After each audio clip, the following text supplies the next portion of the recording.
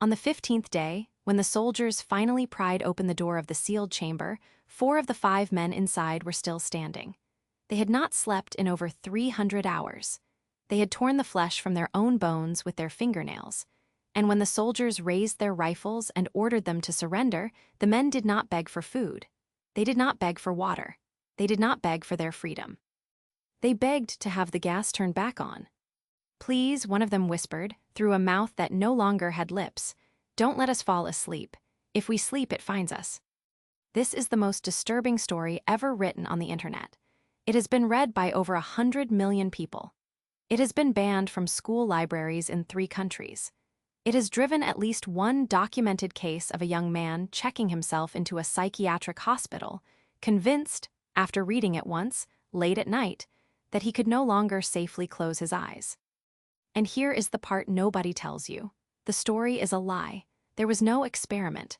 There were no 5 prisoners. The Soviet facility outside Moscow does not exist and never did. Every detail you are about to hear was invented by an anonymous stranger on a website in a single afternoon in the summer of 2010. So why has it survived? Why, 16 years later, is it still the thing people whisper about at 3 in the morning when they cannot sleep? Why does every person who reads it come away with the same uneasy feeling, the feeling that somewhere underneath the lie, something true is moving? Stay with us, because by the end of this video, you are going to understand something about your own mind that you cannot ununderstand. And the next time you find yourself awake at 4 in the morning, staring at a ceiling you cannot quite see, you are going to remember every word of what we are about to tell you. This is the Russian sleep experiment, and this is what it really is. It begins, the legend says, in the winter of 1947. The Second World War is over. The Cold War has not yet been named, but it has already begun. In a concrete building somewhere outside Moscow, a building that does not appear on any map, in any record, in any declassified file ever released by any government, a group of Soviet military researchers are about to attempt something that no scientist in any country has ever dared to try. They are going to find out what happens to a human being who is not allowed to sleep, not for a night, not for a week, ever again. The Americans, the story claims, were chasing the same dream. A soldier who never slept could march while other men collapsed. He could hold a trench for a month. He could win a war that the rest of the world was too tired to fight. But the Americans had ethics boards. They had oversight. They had, somewhere in the chain of command, a man who would say no. The Soviets, the story claims, did not. 5 men were brought to the facility in the back of an unmarked truck. Political prisoners. Enemies of the state. Men whose names had already been crossed out of every record that mattered. They were given an offer, the kind of offer a desperate man does not refuse. Survive 30 days in a sealed room, breathing an experimental stimulant gas that would keep them awake and walk out free. No labor camp, no firing squad, no bullet in a forest no one would ever find, just 30 days without sleep. All 5 men signed. The chamber was small, smaller than you are picturing, 6 meters by 4. Concrete walls, half a meter thick, poured directly into the bedrock beneath the facility so that no sound could escape and no man could dig his way out. A single steel door, sealed from the outside with a wheel lock the men inside could not turn. A row of 5 iron bunks bolted to the floor. A single toilet behind a low partition. A sink with running water that tasted faintly of rust. There were books. Russian classics, mostly Tolstoy, Dostoevsky, Gogol. There was a chess set. There was a stack of paper and 5 pencils. There was enough preserved food, black bread, salted pork, dried fish, hard cheese, to last a single man 3 months or 5 men 1. The researchers had thought of everything. They had thought, the story says, of too much. Because what they were about to do to these 5 men would, within 2 weeks, make every comfort in that chamber meaningless. Above the bunks, set into the ceiling, were the vents. 4 of them, arranged in a square. The gas would enter from there, colorless, odorless, heavier than air, designed to settle slowly through the room and be drawn into the lungs of any man who breathed normally. The chemical formula has never been published. The story claims it was a derivative of an early amphetamine compound, modified by Soviet chemists to bind permanently to the receptors in the brain that govern the sleep-wake cycle. 1 dose, the researchers believed, would keep a man awake for a week. Continuous exposure, they believed, would keep him awake forever.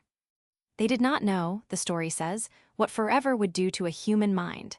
That was what the experiment was for. On the wall opposite the bunks was the mirror.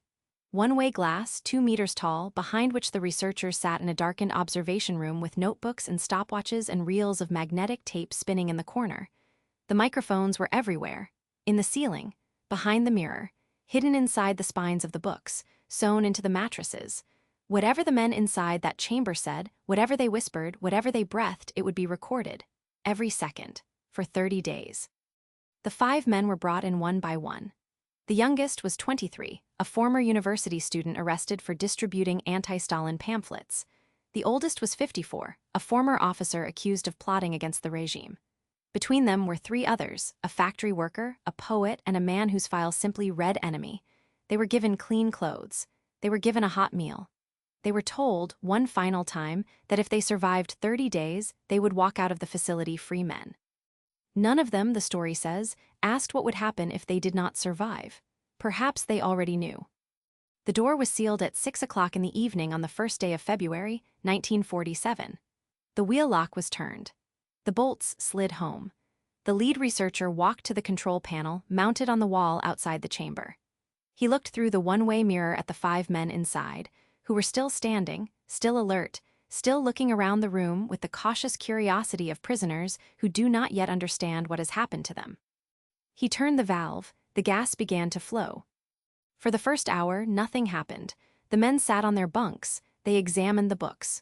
2 of them, the poet and the student, began a quiet conversation about a writer they had both read in their youth. The factory worker lay down and tried to sleep out of habit and discovered that he could not. He sat up. He frowned. He told the others that something felt wrong. They laughed at him. They told him he was imagining it. By the end of the first day, none of them were laughing. The gas worked exactly as the researchers had hoped. Sleep for the 5 men in the chamber had become impossible. Not difficult, not delayed, impossible. Their bodies would grow heavy. Their eyes would burn. Their thoughts would slow. But the moment they lay down and closed their eyes, something inside them, something chemical, something deeper than will, would jolt them back into wakefulness. They could rest. They could lie still. But they could not cross over. For the first 3 days, this was almost a relief. The men were prisoners. They had spent years in cells where sleep was the only escape, and now sleep had been taken from them, but in exchange they had books, food, light, and conversation. They talked. They told each other their life stories. The poet recited verses from memory. The officer described battles he had fought in the Great Patriotic War. The student spoke of a girl he had loved in Leningrad, a girl he believed was waiting for him still. The researchers, behind the glass, wrote in their notebooks. Subjects exhibit normal cognitive function. Mood elevated. No signs of distress. They smiled at each other. They poured tea. They congratulated themselves on what looked, for the first time in the history of human experimentation, like a triumph. On the 4th day, the conversations grew shorter. On the 5th day, they stopped. It didn't stop all at once. It receded. The arguments grew thinner. By day 6, the men had begun whispering not to each other but to themselves. Long, low, muttered streams that the microphones picked up only as a kind of static. The researchers leaned closer. They could not make out the words. They were not sure there were words. By day 9, one of the men was running. He ran in tight circles around the chamber, hour after hour, never speaking, never stopping, his bare feet slapping the concrete until they bled. The researchers watched him through the glass. They wrote, "Subject exhibits compulsive locomotion." They did not open the door. Then on day 9, the screaming began. It came from a single subject, the youngest, the man of 23. He screamed for 3 hours without pause.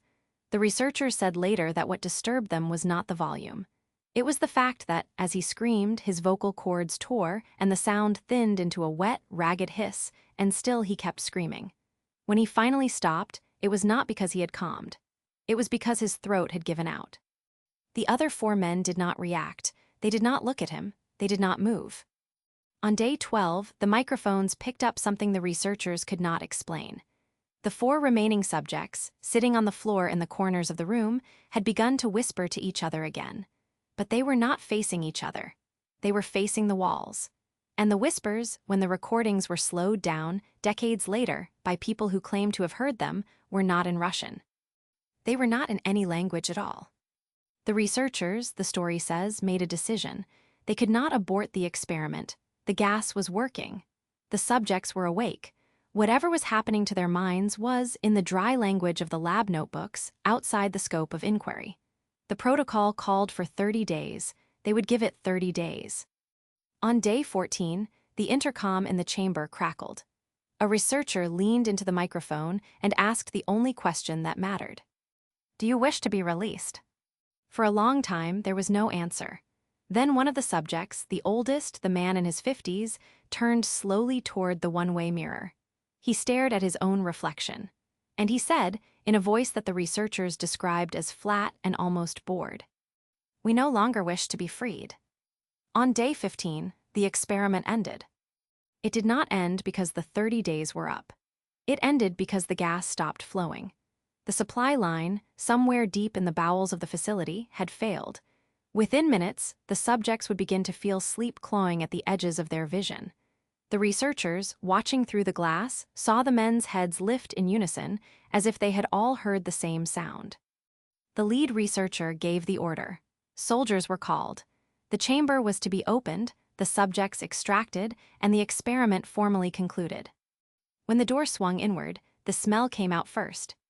Blood, rotting meat, something deeper, something chemical, something that should not have been possible in a sealed room with 5 living men. The soldiers raised their rifles. The researchers stepped back. Inside the chamber, 4 of the 5 subjects were still alive. The 5th was on the floor. What was left of him? The man's torso had been opened. Not cut.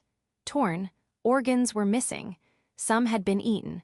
Others had been packed carefully into the drain at the center of the floor, as if someone had been trying to dispose of evidence and given up halfway through. The 4 survivors were standing. Naked.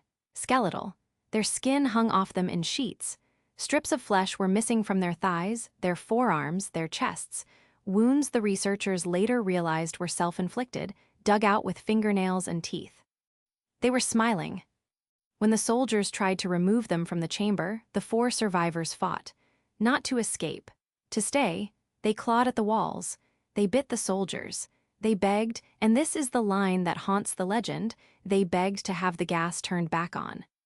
"We must not sleep," one of them screamed as he was dragged through the doorway.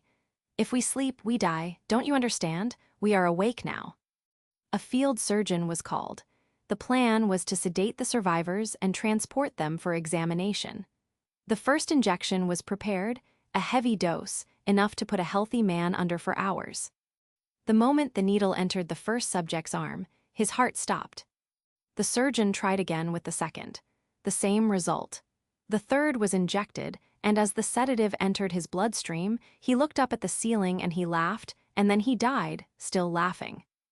Only one subject remained. The oldest, the one who had said, "We no longer wish to be freed." He was strapped to a gurney. He was awake.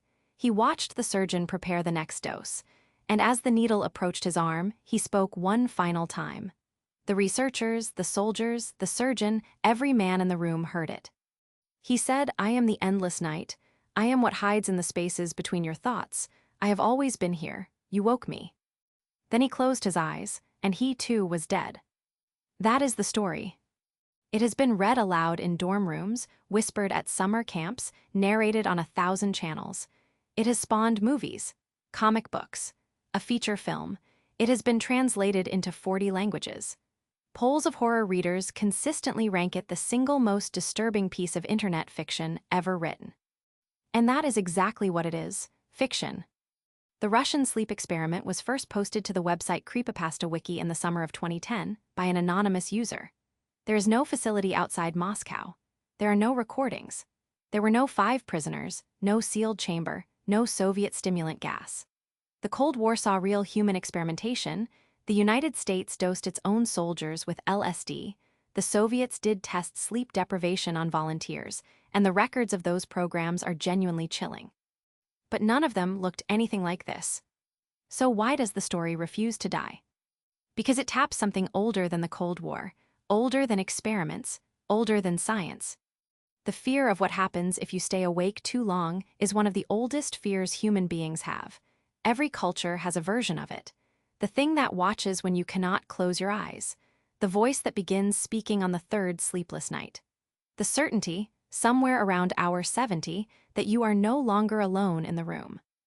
Real sleep deprivation is, in fact, one of the most documented psychological tortures on Earth. After 72 hours without sleep, hallucinations begin. After 96, paranoia. After 120 hours, the human mind starts to come apart in ways that researchers describe in terms uncomfortably close to the language of the Russian sleep experiment. People hear voices. People see figures in the corners of rooms. People become convinced that something is inside them, looking out. The story is a lie, but the thing it is built on is not. There is one final detail worth knowing. The original 2010 post, the one that started it all, ended with a line that most modern retellings cut. After the last subject dies, after the chamber is sealed, after the researchers burn their notebooks, the writer added a single sentence. What are we but one more piece of it? It is a strange line. It does not fit. It reads like a sentence from a different story, slipped in by accident or on purpose. And once you have heard it, you cannot quite shake the feeling that the writer was not warning you about a Soviet experiment at all. He was warning you about the thing the experiment, in the story, was supposed to have woken up. Whatever it is, whatever it wants. Whatever happens, the legend suggests, in the long quiet hours when you cannot sleep and the room feels just slightly wrong. So here is the question we want to leave you with. The Russian sleep experiment is fake. Everyone agrees on that. But the next time you find yourself awake at 4 in the morning, staring at a ceiling you cannot quite see, listening to a silence that feels like it is listening back. Are you sure the story is the thing you should be afraid of? Or is the story just the warning?